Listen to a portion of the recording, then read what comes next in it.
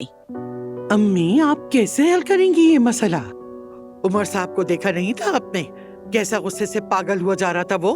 अरे मुझे तो डर है कहीं आपको भी बीच में ना पीस दे। खालदा, पहले तुम अपने बेटे को देखो। आयजा को अलग करने के लिए क्या क्या नहीं कहा, सबके सामने कैसी कैसी ऑफर की, क्या तुमने नहीं सुना? नाइला, तुम पहले अपने बेटे को संभालो। जब तुम मेरी बेटी की मंगेतर को बहला रही थी तो तुम्हें कुछ नहीं सूझा, अब बातें बना रही हो तुम। मेरी बस बात करो, सुनो। बहुत हो गया। तुम मेरी बात सुनो। तुम इस बच्चे वाले मामले की जड़ तक जाओगी, सारी हकीकत मालूम करोगी और मुझे सारी रिपोर्ट दोगी।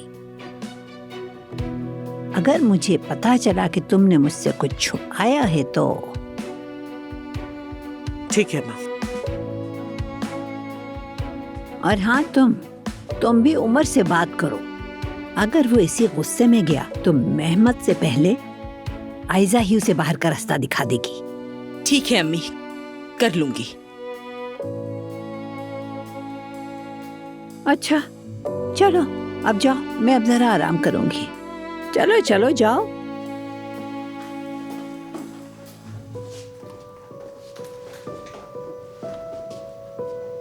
हम चलते हैं अम्मी।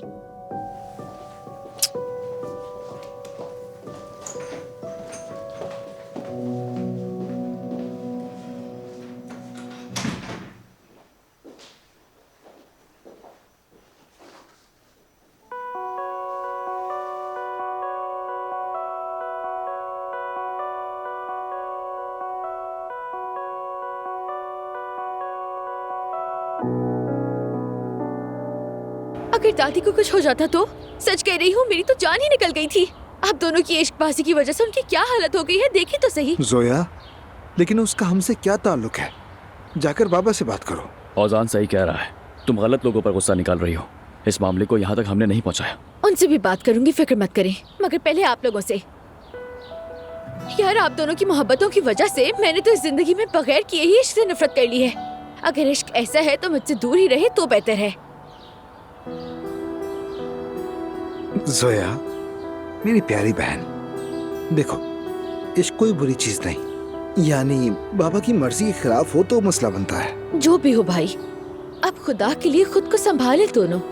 लेकिन दादी की हालत आप दोनों के सामने है। इस बार तो बच गई, मगर आप दोनों ऐसे ही चलते रहे तो ये खानदान आप लोगों की वजह से नुकसान उठाएगा। बस करे खुदा के लिए। जोया, तुम ये बात जाकर बाबा से भी करोगी या फिर यहाँ रहकर हम दोनों को ही डांटती रहोगी? जरूरत पड़ी तो उनसे भी करूंगी, अभी तो कहा है भाई। वैसे भी इस घर के सब लोगों को अपने आप को संभालने की जरूरत है। सच कह रही हूँ मैं।